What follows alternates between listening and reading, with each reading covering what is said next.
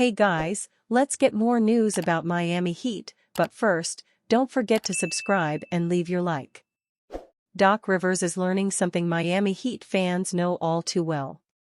The Milwaukee Bucks' decision to sign Delon Wright this summer was widely considered a solid, if not smart, addition to a team attempting to round back into championship shape. As the thinking went, Wright's defense would be an ideal complement to Damian Lillard's offensive spark. A rangy, 6'5" combo guard with a reputation for fighting over screens and creating deflections, Wright wasn't quite Drew Holiday, but he's as close as you'll get on a veteran minimum contract. After appearing in 18 of Milwaukee's first 21 games, including 2 starts, Wright has sat on the bench for the entirety of the last 4 games. As Miami Heat fans well know, as reliable as Wright is defensively, he's virtually a non-factor on offense. After averaging fewer than 5 shot attempts and shooting 39.4% overall in 14 games for the Heat last season, Wright has averaged only 2.9 attempts on 32.1% shooting for the Bucks this season. Spacing is a priority in the NBA, and opposing defenses routinely play off Wright. That cramped the floor for Jimmy Butler and Bam Adebayo last season and did the same for Giannis Antetokounmpo this season. With Wright out of the rotation, the Bucks have won 3 in a row. Coach Doc Rivers has replaced him with the younger Andre Jackson Jr. and AJ Green, who have soaked up the minutes in the backcourt alongside veterans Lillard and Gary Trent Jr., who was also moved to the bench in a key decision. The Bucks have handed more minutes to those young, developing players as the more experienced Wright and Pat Connaughton have been out of the rotation. These decisions have helped fuel Milwaukee's run to Tuesday night's NBA Cup title game and a tie with the Heat in the loss column after a rough start to the season. Wright remains a locker room favorite among players and coaches, but he struggled to maintain a spot in the rotation for 2 playoff teams within a year. The younger brother of Heat favorite Delon Wright, Delon was excited to sign in Miami after getting bought out by the Washington Wizards in February. Wright played in 3 straight games before getting benched for the next 7. Injuries thrust him back into the mix in March and in the playoffs, but the Heat opted not to bring him back in the summer. Wright is a useful player to have in reserve. He's a veteran who won't gripe about playing time and can be used as a specialist in defensive possessions. But it's tough to make him part of a nightly rotation as the league self-selects for shooting as much as anything else. The 9 most interesting teams for the NBA's trade season. Trade season in the NBA officially opened this weekend, as players signed over the summer became trade eligible on December 15th, and we got our first flurry of action with Dennis Schroeder being dealt from Brooklyn to Golden State and Thomas Bryant being traded from Miami to Indiana.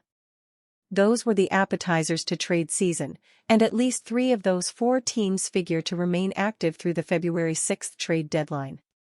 This is the first trade season under the new CBA's apron rules, and 9 teams find themselves above either the first, Sixers, Nuggets, Lakers, Knicks, Heat, or second, Suns, Timberwolves, Celtics, Bucks, apron currently.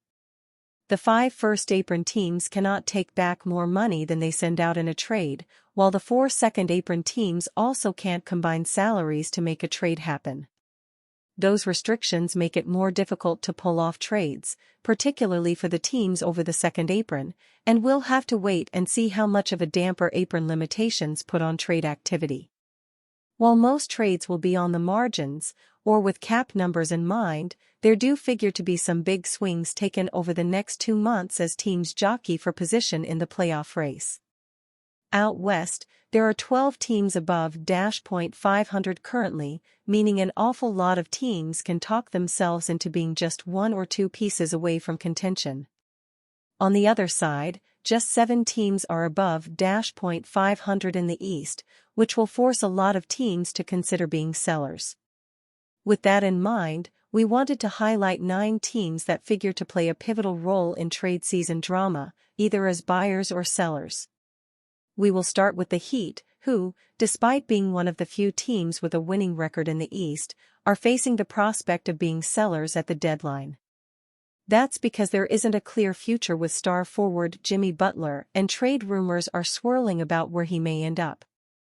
The Heat already dealt Thomas Bryant to Indiana to provide a touch of roster flexibility, and after swiftly shutting down Butler rumors this summer, this time, it feels more likely than not that Butler will finish his season outside Miami. As one of the first apron teams, the Heat have to avoid taking back more than they send out in a Butler deal, so it wouldn't be a surprise to see a third team get pulled in to make money work. The two biggest questions for a potential Butler deal are, what can they get back for a 35-year-old star on an expiring deal? Will Miami look to make even more moves to reset their timeline? The Warriors are considered one of the front-runners to land Butler and have been desperately trying to trade for a star since this summer. Even after a hot start, the expectation was at some point, the team would go back on the hunt for a second star to put next to Stephen Curry, and their recent downturn has only accelerated the process. Butler is the biggest name on the known market, and he would certainly make sense for this Warriors team's needs and their timeline, but they figure to be in play for any star that comes available. The question for the Warriors is what they're willing to give up to make an all-in move, and who they think is worth such a pursuit, particularly when it concerns their young players. Moses Moody can't be traded after signing an extension this summer, but Jonathan Kuminga and Brandon Podziemski are their best trade chips on the roster. They chose not to extend Kuminga, placing his long-term future in a bit of doubt, although they still can match any offer on him as a restricted free agent, and while Podziemski was considered nearly untouchable in summer trade talks, he has looked like a second-year player who might not quite be ready for a major role on a contender just yet.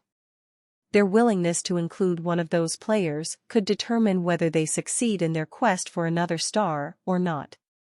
Whether it's to compete with a team flush with youngsters, like Houston, or as a separator from other contenders lacking young upside to include in a deal, the Warriors may have to finally say goodbye in full to the two timelines dream to build the contender they want right now. Jimmy Butler's situation fluid as Heat continue to field offers. Jimmy Butler's future with the Miami Heat is anything but clear, and all we really know is it's becoming one of the most intriguing NBA storylines ahead of the February 6 trade deadline. On NBA Today this week, ESPN's Shams Charania called Butler's situation with the Heat fluid, adding that while Miami isn't in any rush to move its star, the front office is still listening to offers. It's an interesting position for the Heat, who have always been reluctant to part ways with Butler, their franchise cornerstone. But it's not just about the Heat's willingness to deal. Charania also dropped some major hints about where Butler might end up if a trade does go down. According to his sources, the Phoenix Suns and Golden State Warriors are emerging as top contenders to land the veteran forward. Both teams have the star power and the need for a player like Butler, who can fill a pivotal role as both a scorer and a defensive stopper. For the Heat, the timing of any potential move will be critical. While Butler's value remains high, especially with the Heat still aiming for playoff contention, they could pull the trigger on a trade if the right offer comes along. Still, Miami's front office may be hesitant to disrupt the core that has made deep playoff runs in recent seasons. The coming weeks will reveal whether Butler sticks around to lead the Heat or if he's playing elsewhere come the postseason. Either way, keep an eye on the Heat as the February deadline approaches. If things continue, Butler's status undoubtedly will be one of the most fascinating developments of the trade season. And you, fan? What do you think of the situation of Jimmy Butler? Leave your opinion in the comments.